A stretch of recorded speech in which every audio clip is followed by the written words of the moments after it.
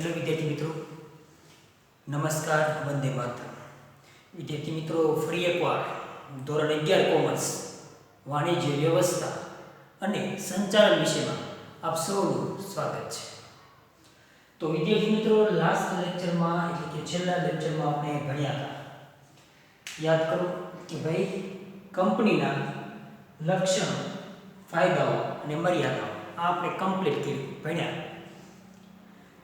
એમના લક્ષણોમાં કયા કયા આવે, ફાયદાથી કે દેશ, રાષ્ટ્ર, સમાજને શું ફાયદો, સરકારને શું ફાયદો, લોકોને શું ફાયદો.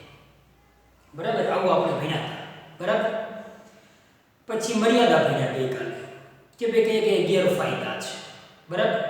ચાલો આજે કંપની તો આપણે અર્થ ભણી ભણ્યા ને. કંપનીનો અર્થ આપણે બહુ વ્યવસ્થિત અને સ્પષ્ટીકરણ પૂર્વક ભણ્યા. તમે નોટબુકમાં લખ્યો પણ ખરો, મને ખબર છે તમે લખ્યો છે અને પાકો કર્યો છે. કર્યો ને પાકો કર્યો ને. ગઈકાલે મેં ભણ્યો લેક્ચર, જે કંઈ સવાલ હતો મર્યાદા તે નોટબુકમાં લખ્યો, પાકો કર્યો ને. જોઉં છો ને, બધું પાકો કરો છો ને. ચાલો, વેરી ગુડ, સરસ. નેક્સ્ટ લેક્ચરમાં હવે શરૂ કરીએ આપણે કે ભાઈ કંપનીના પ્રકારો કયા કયા. કે ભાઈ પ્રાઇવેટ, ખાનગી કંપની, ભારતીય કંપની, વિદેશી કંપની. આ બધું નામ તો તમે ક્યાંક સાંભળ્યા છે. સાંભળ્યા કે ભાઈ લિમિટેડ કંપની આવે, પ્રાઇવેટ લિમિટેડ કંપની આવે, ઇન્ટરનેશનલ કંપની આવે, મલ્ટીનેશનલ કંપની આવે, નેશનલ કંપની આવે. અલગ અલગ બધી કંપનીઓ હોય. તો એમાં પ્રકાર કયા કયા બનવાના છે એ આપણે સવાલ સમજીએ. ચાલો, ચેપ્ટર 6 ધંધાકીય વ્યવસ્થાના સ્વરૂપો 2. એમાં પૂરા ધ્યાન આપજો. પૂરા કેટલા માર્ક્સનો સવાલ છે? 5 માર્ક્સ. કેટલા માર્ક્સનો સવાલ છે? પૂરા 5 માર્ક્સનો સવાલ છે. એટલે પૂરા ધ્યાન આપજો. ચાલો, note pen, pencil, textbook સાથે લઈ લીધી. ચાલો, ક્યાં ક્યાં MCQ અંડરલાઈન કરવાની છે કે તો જઈશ. ઓકે, ચાલો. સવાલ 5 માર્ક્સનો સવાલ. કંપનીના પ્રકાર વિસ્તૃત સમજાવો. 5 માર્ક્સમાં આવી શકે. કેટલા માર્ક્સમાં? 5 માર્ક્સમાં આવી શકે આ સવાલ. બરાબર. ચાલો, કંપનીના પ્રકાર. છતાં પણ વિદ્યાર્થી મિત્રો, આમાં બોર્ડમાં સમાવેશ માત્ર આપણે પ્રકાર 1, પ્રકાર 2 અને 3 મૂક્યા છે. પણ અહીંયા પ્રકાર છે 4. 1, 2, 3 અને 4 સમજાવ્યા છે. માત્ર 3 પ્રકાર. આ 2 જે છે, આ 3, 1, 2 અને 3 એટલે કે જાહેર કંપની, ખાનગી કંપની અને એક વ્યક્તિની કંપની, આ 3 બાકી રહી ગયા છે. પણ 5 માર્ક્સમાં બધું કવર થશે. આ 3 જે બાકી છે એ નેક્સ્ટ લેક્ચરમાં ભણીશું. પણ 5 માર્ક્સમાં પૂછે એટલે આ બધા પ્રકાર સમજાવવાના છે. અહીંયા મેં ખાલી 3 લખ્યા છે. 2 છે નેક્સ્ટ લેક્ચરમાં ભણીશું. એટલે થઈ ગયા 5. 5 પ્રકારો આપણે ભણવાના છે. શેમાં? ચાર પ્રકાર. પણ શેમાં? જ્યારે સવાલ આવે એક્ઝામમાં ત્યારે 5 લખવાના રહેશે. બરાબર. ચાલો, કંપનીના પ્રકાર. કે ભાઈ ખાસ કાયદા દ્વારા અસ્તિત્વમાં આવતી કંપની. પહેલો પ્રકાર કેવો કીધો? ખાસ કાયદા દ્વારા અસ્તિત્વમાં આવતી કંપની. બીજો પ્રકાર સભ્ય સંખ્યાની દ્રષ્ટિએ કેટલા સભ્યો, કેટલા ના રાખી શકાય, કેટલા રાખી શકાય, એવી રીતે. વર્ચસ્વની દ્રષ્ટિએ પણ વર્ચસ્વ, કોની રાજાશાહી, કોનું સંચાલન, કોનો કંટ્રોલ પાવર, કોનો અંકુશ છે, એમ વર્ચસ્વની દ્રષ્ટિએ. અને આગળ નોંધણીની સ્થાનના દ્રષ્ટિએ. સ્થાન ભારતીય સ્થાનમાં કે ભારતની બહારના સ્થાનમાં. સમજાય છે? સ્થાન, વિસ્તાર, સ્થળ, રાષ્ટ્ર. ભારતમાં છે કે ભારતની બહાર છે, એવી 2 કંપની ભણીશું. ટોટલ કેટલા પ્રકાર થયા? 4.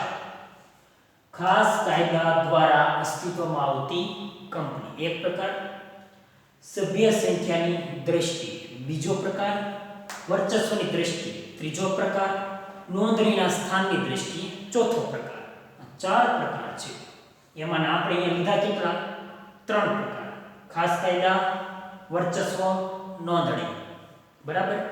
2 પ્રકાર બાકી લીધે છે. આ સોરી આ એક પ્રકાર સભ્ય સંખ્યાની દ્રષ્ટિએ એમાં ત્રણ છે એ ત્રણ આપણે નેક્સ્ટ લેક્ચરમાં ફરી ભણીશું ચાલો પહેલેથી એક સાથે બોલો ધીમા અવાજે બીજા કોઈ ડિસ્ટર્બ ન થાય એ રીતે તો પાડોશી આવી જાય બાજુમાંથી એટલે ધીમા અવાજે બોલવાનું ચાલો ખાસ કાયદા દ્વારા અસ્તિત્વમાં આવતી કંપની સાંભળ્યું છો બધાએ બોલવાનું છે સભ્ય સંખ્યાની દ્રષ્ટિએ વર્ચસ્વની દ્રષ્ટિએ અને નોંધણીના સ્થાનની દ્રષ્ટિએ ચાર ઓકે ચાલો હવે સાંભળો બોલવાનું નથી સાંભળવાનું છે ખાસ કાયદા દ્વારામાં એક જ પ્રકાર છે પોતે જ સભ્ય સંખ્યા દ્રષ્ટિમાં ત્રણ પ્રકાર એક તો જાહેર કંપની ખાનગી કંપની અને એક જ વ્યક્તિની કંપની જાહેર એટલે કેવી પબ્લિક લિમિટેશન કંપની ખાનગી એટલે પ્રાઇવેટ લિમિટેશન એક વ્યક્તિમાં એક જ સભ્ય આગળ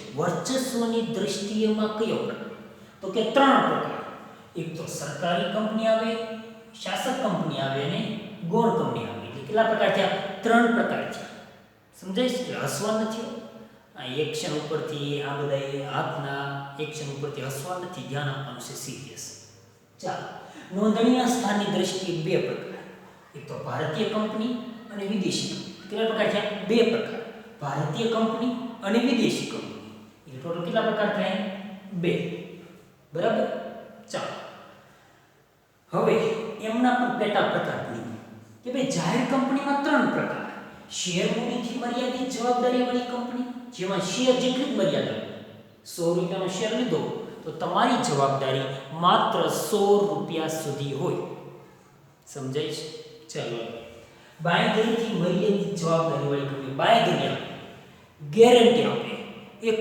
વચન આપે કે ભાઈ હું વચન આપું છું કે મેક્સિમમ 5 કરોડ સુધી હું આપીશ વધારે આપીશ નહીં આવી મેં વચન આપ્યું એટલે હું તમને વચન નથી આપતો ઉદાહરણ છે 5 કરોડ દેવાના છે 5 કરોડનું વચન આપું કે હું આ કંપની એબીસી XYZ કંપનીમાં 5 કરોડ રૂપિયા આપીશ વધારે નહીં આપું કંપની બંધ થાય એટલે 5 કરોડ લેવાના દેવામાં ડૂબે ત્યારે 5 કરોડ લેવાનું થાય પણ એને શું કહેવાય વચન ગેરંટી બાંહેધરી આગળ અમર્યાદિત જવાબદારી હોય મર્યાદા જ નહીં કોઈ લિમિટ જ નહીં અનલિમિટેડ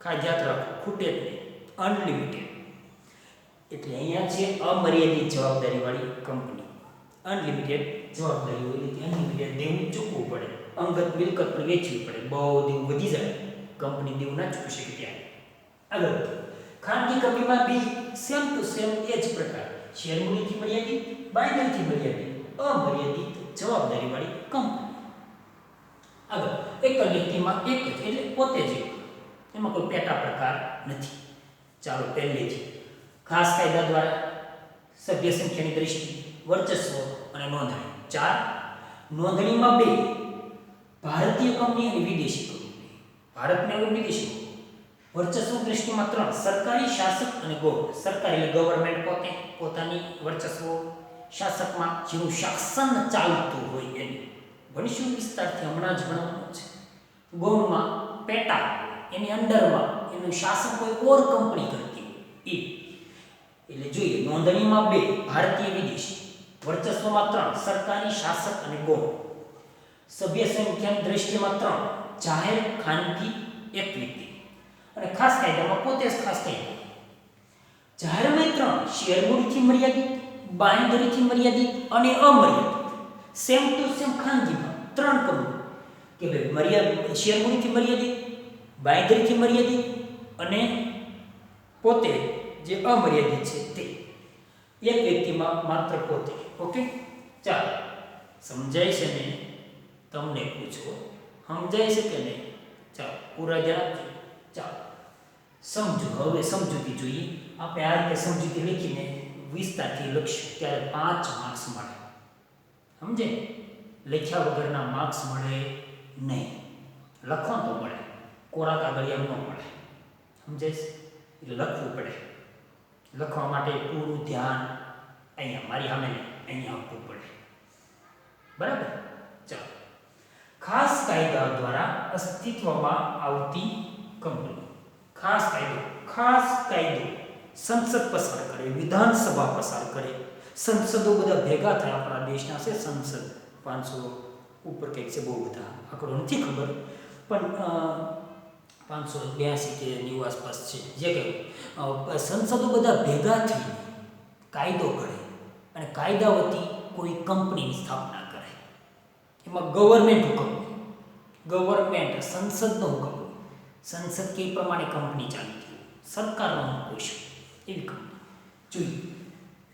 સંસદ કે વિધાનસભાના ખાસ અંડરલાઈન કરતા રહેજો, પેન્સિલ હાથમાં લઈ લો, પેન્સિલ હાથમાં રાખો, ફરજિયાત છે. ચાલો, સંસદ અને વિધાનસભાના ખાસ કાયદા વતી, બરાબર, સંસદ અને વિધાનસભાના ખાસ કાયદા વતી અસ્તિત્વમાં આવે છે. આ કંપની કઈ રીતે અસ્તિત્વમાં આવે? સંસદ કે વિધાનસભાના ખાસ કાયદા દ્વારા. તો જોઈએ, આરબીઆઈ ખાસ કાયદાથી અસ્તિત્વમાં આવી છે. આરબીઆઈ કોને સ્થાપી? મેં સ્થાપી, સમજાય? તમે સ્થાપી આરબીઆઈ બેંક તમે સ્થાપી, તમારી છે. કોને સ્થાપી? દેશ, સરકાર, ગવર્મેન્ટ, સંસદો બધા ભેગા થઈ બહુમતીથી કાયદો પસાર કર્યો કે RBI, reserve Bank of India. તો આ શું થયું? ખાસ કાયદો. પૂરું નામ યાદ રાખવું ફરજિયાત છે, એક્ઝામ આવી શકે. ફૂલ ફોર્મ, પૂરું નામ Reserve Bank of India, RBI. LIC, LIC life insurance, life ना वीमा आपे, जिंदगी के साथ भी जिंदगी के बाद भी આવું કંઈક ને કંઈક સાંભળ્યું તમે, બરાબર? સાથે તે પછી તે સુરક્ષા આપે. Life insurance corporation of India. આગળ એસબીઆઈ, આનું નામ તો તમે બધાય સાંભળ્યું છે, બ્રાન્ચ પણ જોઈએ છે, બ્લુમાં આવે ને, બ્લુમાં જ છે. સ્ટેટ બેંક ઓફ ઇન્ડિયા, બરાબર, આપણી નથી એટલે તમારી મારી નથી, પબ્લિકની નથી, કોની છે? ગવર્મેન્ટ છે. ગવર્મેન્ટ સેક્ટર લાગે, ગવર્મેન્ટ સેક્ટર લાગે. FCI, food Corporation of India, food corporation, food ઉપર કંટ્રોલ પાવર, બરાબર, લેબોરેટરી થઈને જ વેચાય ત્યાં સુધી વેચાય એટલે એની ઉપર પૂરો કંટ્રોલ પાવર. આમાં કઈ આમ તેમ ન ચાલે. Food Corporation of India. UTI, Unit Trust of India, Unit Trust, unitization, Unit Trust બહુ બધી છે. ઉદાહરણ માત્ર તમારી ટેક્સ્ટ બુકમાં બે જ છે, આરબીઆઈ, એલઆઈસી બે જ છે, 3 એક્સ્ટ્રા મેં લખ્યા છે, તમારું જનરલ નોલેજ ખાતું, બરાબર? ચાલો, RBI, LIC, SBI, FCI, UTI ના ફૂલ ફોર્મ પાકા રાખો. પૂછાશે એક્ઝામમાં, માત્ર બે ટેક્સ્ટ બુકમાં આપ્યા છે એ પ્રમાણે બે જ આવશે, આરબીઆઈ અને એલઆઈસી. ચાલો, ખાસ કાયદા દ્વારા કઈ કઈ કંપની અસ્તિત્વમાં આવી એવો સવાલ પૂછે. કયા બે ઉદાહરણ આપશો? આરબીઆઈ, એસબીઆઈ લખી શકાય, LIC, life insurance corporation of India. Okay, ચાલો, વર્ચસ્વની દ્રષ્ટિએ કઈ રીતે વર્ચસ્વ રાખે, કાબુ રાખે, કંટ્રોલ પાવર રાખે, રાજા એની અંડરમાં રાજાશાહી એટલે ઇજારોશાહી કોઈ છે નહીં, પણ વર્ચસ્વ કોનું? ચાલો, સરકારી કંપની, જે કંપનીની ભરપાઈ થયેલી મૂડી કોને કહેવાય? સાંભળજો ધ્યાનથી. મેં શેર બહાર કાઢ્યા, અહીંયા ધ્યાન આપજો. હા, અહીંયા જરા ઉદાહરણ, મેં 100 કરોડના શેર બહાર પાડ્યા. કેટલા કરોડના? 100 કરોડના, બરાબર? તમે હું જાહેર જનતા લોકો શેરની અરજી આવી 90 કરોડની. કેટલા કરોડની? 90 કરોડની, બરાબર? અરજી આવી. હવે મેં ફાઇનલ કર્યા 80 કરોડના. 80 કરોડના, મારે 80 કરોડની જરૂર છે એટલા માટે, અથવા મારે 70 કે 60 કરોડની જરૂર હશે એટલે મેં વધારે રાખ્યા 80 કરોડ. હવે મેં હપ્તા મંગાવ્યા તો માત્ર આવ્યા 50 કરોડના હપ્તા આવ્યા, એટલે પૈસા 50 કરોડ ન જાય, 30 કરોડ ગઈ થઈ ગયા, બીકના માર્યા ભાગી ગયા, એટલે 50 કરોડ આવ્યા પૈસા. તો જે આવ્યા છે ને એને કહેવાય ભરપાઈ થયેલી મૂડી. આને શું કહેવાય? ભરપાઈ થયેલી મૂડી. એટલે 50 કરોડ છે ભરપાઈ થયેલી મૂડી કહેવાય. તો આવી મૂડી, સાંભળીજો, આવી મૂડી ભરપાઈ થયેલી મૂડીના ઓછામાં ઓછા કેટલા ટકા? ઓછામાં ઓછા 51%. કેટલા કીધા? 51% મૂડી કોની હોય? કેન્દ્ર સરકારની હોય. શું? ફરી વખત યાદ અપાવો, કાન અહીંયા રાખજો. જે કંપનીની ભરપાઈ થયેલી મૂડી ઓછામાં ઓછા 51%, 50થી વધારે 51% કેન્દ્ર સરકાર ઉપર વાંચેલી ઉપરનું જોવાનું. કેન્દ્ર સરકાર જે સેન્ટ્રલ ગવર્મેન્ટ છે એની વાત કરું.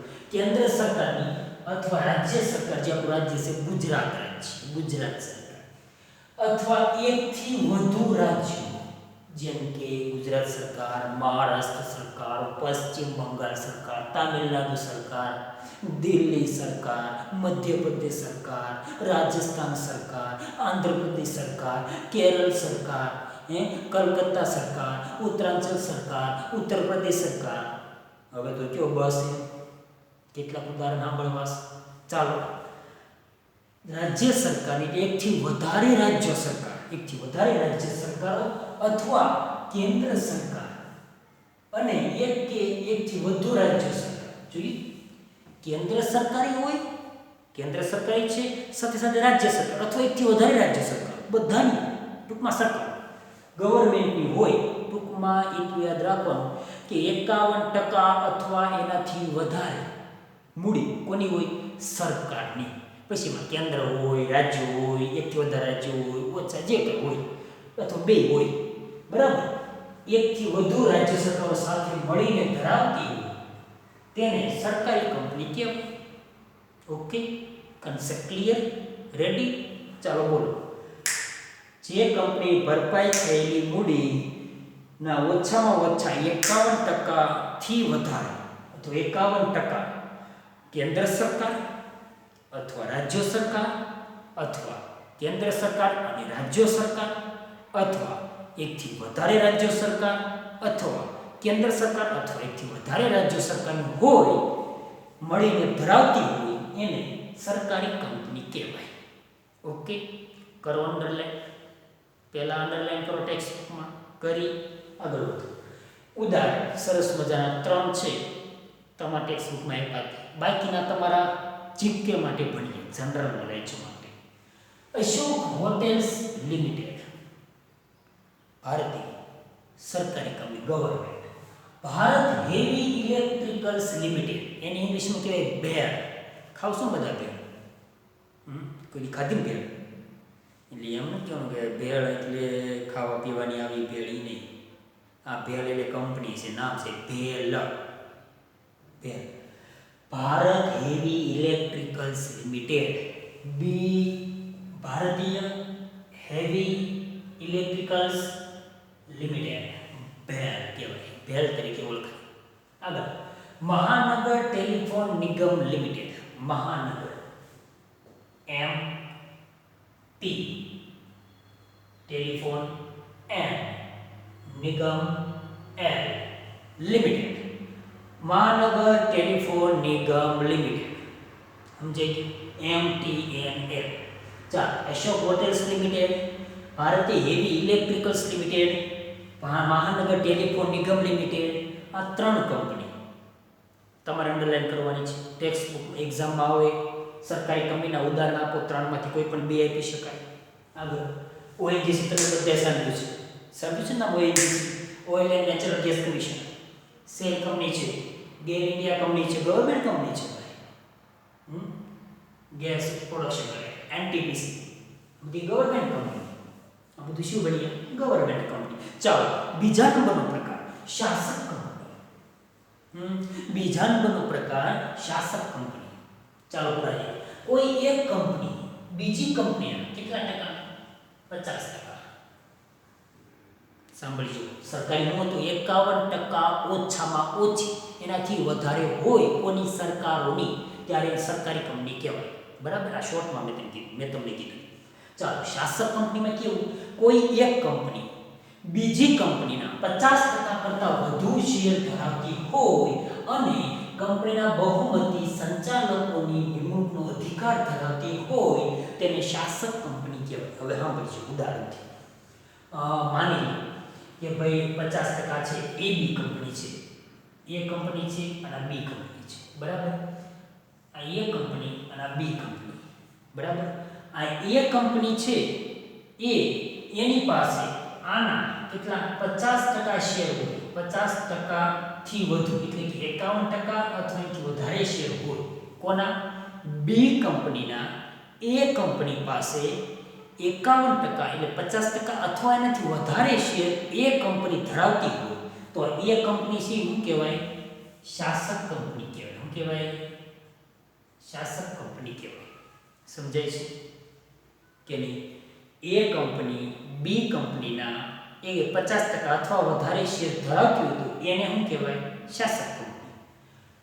અને સાથે સાથે સંચાલકોની બહુમતી, સંચાલકોની નિમણૂક કરવાનો અધિકાર પણ એ કંપની ધરાવતી હોય તો એને શું કહેવાય, શાસક કંપની. ઉદાહરણ તમારા ટેક્સ્ટ બુકમાં નથી અને અહીંયા જરા બજાજ નામ સાંભળ્યું, ઓકે. એલએનટી નામ સાંભળ્યું, ઓકે. આ બ્રિજ ને એવું બધું બનાવે છે ને, ટેન્ડર બનાવે ભારતમાં જોવો છો તમે, બ્રિજ બનાવે તો બ્રિજ જોવો છો છે કંઈ, હે, રોડ ઉપર બ્રિજ, પુલ, આ બધા એલએનટીના હોય મેક્સિમમ.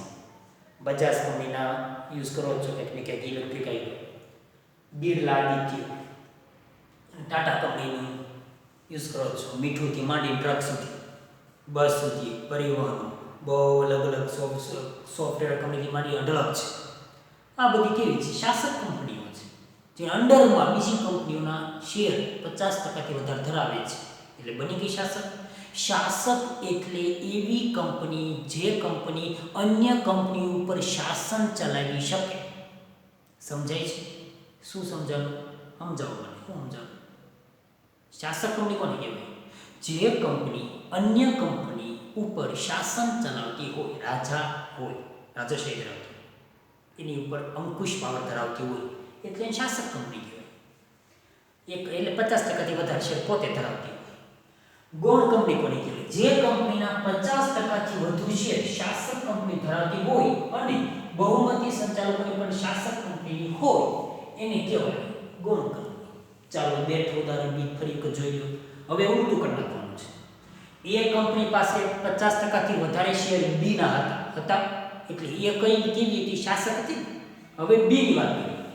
બી કંપની સાંભળીએ, આ બી કંપની છે એના 50%થી વધારે શેર એ કંપની ધરાવે છે તો એ શાસક થઈ, હા કે ના? હા, હા છે ને, થઈ શાસક. તો બી કેવી કહેવાય? ગૌણ કહેવાય. ભાઈ સિમ્પલ છે, ગૌણ કહેવાય. તો આ ગૌણ બની ગઈ. 50% બી ના 50%થી વધારે શેર કોણ ધરાવે? એ કંપની, એટલે એ શાસક, તો બી ગૌણ. અને સાથે સાથે બે ગૌણ કંપનીમાં એટલે કે બી નામની કંપનીમાં સંચાલકો મૂકવાનો, નિમણૂક કરવાનો અધિકારી કોણ પાસે? એ કંપની પાસે, એ પાસે, બરાબર. એટલે એને શું કહેવાય? ગૌણ કંપની. સપોઝ તમે હું શાસક છું કંપની, હું શાસક કંપની, તમે ગૌણ કંપની. તમારા 50%થી વધારે શેર મારી પાસે છે. તમારી કંપનીમાં સંચાલકો હું જ મૂકું, તમારી કંપનીનું શાસન પણ હું જ કરું, હું શાસક છું એટલે. ઉદાહરણ છે, સમજાય? ઉદાહરણ છે. એટલે તમે ગૌણ કંપની, હું શાસક કંપની બની. સિમ્પલ. ઉદાહરણ જોઈએ. Tata motors private, Tata technology છે, અલગ અલગ ટાટામાં બહુ અઢળક છે, એમાં અલગ અલગ એન્ટરપ્રાઇઝ ગૌણ કંપની આવે, બરાબર. ત્રણ વિના સરકારી, શાસક ને ગૌણ. સરકારીમાં 51% અથવા એનાથી વધારે મૂડી સરકારી, શાસકમાં 50% અથવા એનાથી વધારે કંપની 50% અથવા એનાથી વધારે શેર ધરાવતી હોય અન્ય કંપનીના. અને ગૌણ કંપની એટલે જે કંપનીના 50%થી વધારે શેર શાસક કંપની ધરાવતી હોય એટલે ગૌણ કંપની. આગળ નોંધણીના સ્થાનની દ્રષ્ટિએ નોંધણી ક્યાંથી? ભારતમાં તો ભારતીય, ભારતની બહાર વિદેશી. પૂરું. એટલે એટલું નથી લખવાનું તો માર્ક્સ ન મળે, પૂરું વ્યવસ્થિત લખવું પડે. જો ભારતીય કંપની, જે કંપનીની નોંધણી ભારતમાં ક્યાં? ભારત દેશમાં થઈ હોય. ભારતીય કંપની ધારો કયો? 2013 અને 1956 ને ફોલો કરતી હોય. શું કરતી હોય? ફોલો કરતી હોય, અનુસરતી હોય અને સંસદે પસાર કરેલા ખાસ ઠરાવ દ્વારા ઊભી થઈ હોય એવી કંપની એટલે ભારતીય કંપની. એવી કંપની કે જે કંપનીની નોંધણી ભારતમાં થઈ હોય, ભારતીય કંપની ધારા 1956 અને 2013 ને પાલન કરતી હોય, સાથે સાથે સંસદે પસાર કરેલા ઠરાવ ખાસ કાયદા હેઠળ આવતી હોય એવી કંપની એટલે ભારતીય કંપની. બરાબર. આગળ આવી કંપની જાહેર હોઈ શકે, ખાનગી હોઈ શકે, સરકારી પણ હોય. જાહેર હોય, પ્રાઇવેટ હોય, એટલે પબ્લિક હોય, પ્રાઇવેટ હોય અને ગવર્મેન્ટ પણ હોઈ શકે. જેમ કે ઉદાહરણ તમારી ટેક્સ્ટ બુકમાં નથી, અહીંયા ધ્યાન આપજો. ઉદાહરણ ONGC oil and natural gas commission, IDBI bank છે. ચાલો આ બેંકો બધી કંપનીઓ છે. એ બેંક શબ્દ છે એટલે બેંક જ છે, મને ખબર છે, તમને ખબર છે. નાણાકીય વહીવટ જ થાય પણ એને કંપનીના કાયદા લાગે. RBI તો ખાસ કાયદા હેઠળ જ છે ને, ખાસ કાયદા હેઠળ જ છે. કંપની છે તો કંપની ખાસ કાયદા હેઠળ અહીંયા ભણી ગયા RBI. તો અંડરમાં છે બધી IDBI bank, HDFC bank, ICICI bank, axis bank, SBI bank, આ બધી કેવી કંપની કહેવાય? ભારતીય. અને આ કંપની આપણે આમે પણ એવી હતી, આમાં સરકારીમાં એવી હતી અમુક કંપની, અમુક શાસકની એવી હતી, અમુક ખાસ કાયદામાં એવી હતી. આ બધું મિક્સ છે. રિલાયન્સ કંપની ભારતની કંપની છે. આગળ L&T company, Larsen and Toubro નામની કંપની ભારતીય છે. ટાટા કંપની તમને ખબર છે ને ક્યાંની છે? ભારતની. બજાજ કંપની ક્યાંની છે? ક્યાંની? ભારતની. ONGC ક્યાંની છે? ભારતની. ભારતીય કંપની. ઉદાહરણ છે. આગળ વિદેશી કંપની, આ કોઈ ઉદાહરણ છે, હાચક સો પાસે ખોટા નથી, એટલે કારણ હાચક છે. ચાલો વિદેશી કંપની. વિદેશી કંપની કોને કહેવાય? તો આપણે એમ કહીએ કે ભાઈ ઇન્ટરનેશનલ કંપની એટલે વિદેશી કંપની. મને ખબર ને તમને ખબર, પણ એની વ્યાખ્યા શું આવે? ચાલો, જે કંપનીની નોંધણી ભારત બહારથી હોય, ભારતની બહાર, અહીંયા નહીં, આઉટ ઓફ કન્ટ્રી, ક્યાંય પણ વિદેશમાં, જેની રજિસ્ટર ઓફિસ ભારતમાં ન હોય, એટલે કે કંપની રજિસ્ટરની ઓફિસે રજિસ્ટર કરવા જવું પડે. યાદ કરો, કંપનીમાં આપણે લક્ષણોમાં ભણ્યા હતા ને, રજિસ્ટર કરવા ક્યાં જવું પડે? કંપની રજિસ્ટર પાસે. નેક્સ્ટ લેક્ચરમાં એની વિધિ પણ ભણવાની છે, કઈ રીતે જઈશું આપણે, એટલે આપણે જવા નથી પણ ભણવાનું છે. રજિસ્ટર ઓફિસ ભારતમાં ન હોય, વિદેશમાં, અને જેમ ધંધાનું સ્થળ ભારતમાં હોય, સમજે? ભારતમાં જેની નોંધણી ભારતની બહાર થાય, રજિસ્ટર ભારતની બહાર થાય, રજિસ્ટર એની ઓફિસ છે પણ ભારતની બહાર છે, અને છતાં પણ આપણા દેશમાં કામ કરે છે, ચલાવે છે, ધંધો ચાલુ છે. એટલે શું છે? આપણી માટે એ કંપની શું કહેવાય? વિદેશી કંપની કહેવાય. વિદેશી. ઉદાહરણ તરીકે એમાં નથી, તમારા જનરલ નોલેજ માટે ઉદાહરણ ABB, અંબુજા સિમેન્ટ, આ તો નામ સાંભળ્યું? હવે ના નહીં પડતા, ખબર ને, ટીવીમાં એડવર્ટાઇઝ પણ આવે છે, ન્યૂઝ ચેનલ ઉપર ટીવીમાં એડવર્ટાઇઝ આવે ને, અંબુજા સિમેન્ટ વિદેશી કંપની છે. તમને ખબર નથી કીધું, વિદેશી કંપની છે. બાટા, સ્લીપર પણ જોયું, બાટા. મારુતિ સુઝુકી કંપની, એમ લાગતું હતું ભારતની છે પણ વિદેશની છે. તમારે જાણ ખાતર મારુતિ સુઝુકી વિદેશની કંપની છે. અને વીરપુલના વોશિંગ મશીન, વીરપુલના રેફ્રિજરેટર, આવું બધું જોયું છે, સાંભળ્યું પણ છે. આ વીરપુલ વિદેશી કંપની છે. તો આ બધું શું તમારા ઉદાહરણ માટે, જનરલ નોલેજ માટે, ફટાફટ યાદ રહે વ્યવસ્થિત એટલા માટે. ચાલો, શું ભણ્યા? કંપનીના પ્રકારો. ચાર ફરી વખત, ખાસ કાયદા દ્વારા સભ્ય સંખ્યાની દ્રષ્ટિએ વર્ચસ્વ અને નોંધણી. એમાં ખાસ કાયદા ભણી ગયા, RBI LIC ઉદાહરણ જોયા. વર્ચસ્વમાં આપણે જોયા સરકારી 51%થી વધારે સરકારની મૂડી ભરપાઈ થઈ. શાસકમાં 50%થી વધારે અન્ય કંપનીના શેર ધરાવતી હોય શાસક. ગૌણ 50% શેર અન્ય કંપની એટલે કે શાસક કંપની ધરાવતી હોય ગૌણ. નોંધણીમાં ભારતમાં હોય, રજિસ્ટર ઓફિસ ભારતમાં હોય, નોંધણી ભારતમાં થઈ હોય ભારતીય. વિદેશી ભારતની બહાર હોય, નોંધણી બહાર થઈ હોય, રજિસ્ટર ઓફિસ બહાર હોય, પણ ધંધો અહીંયા ચાલતો હોય, તો આ શું થયું? વિદેશી કંપની. આપણે આ પ્રકાર ભણ્યા. આ પૂરો 5 માર્ક્સનો સવાલ અહીંયા પૂરો થતો નથી. હજી એક કહી દઉં, અહીંયા સવાલ પૂરો થતો નથી. બરાબર? આ બે પ્રકાર બાકી છે. જુઓ, આ આખો પ્રકાર આ બાકી છે, એ આપણે નેક્સ્ટ લેક્ચરમાં ભણીશું. ત્યારે આખો સવાલ 5 માર્ક્સનો પૂરો થશે. એટલે તમારે બધા જ પ્રકાર સમજાવવાના છે. આ તો આમાં અહીંયા એન્ડ આવી ગયો ને એટલે બરાબર તમારે બધા પ્રકાર સમજાવવાના રહેશે. ઓકે, નેક્સ્ટ લેક્ચરમાં ફરી પાછા મળીએ. એટલે આ ફરજિયાત પ્રકારો નોટબુકમાં લખવાના અને પાકા કરવાના, જેથી પરીક્ષા આવે તો લખવામાં મજા આવે, સરળતા.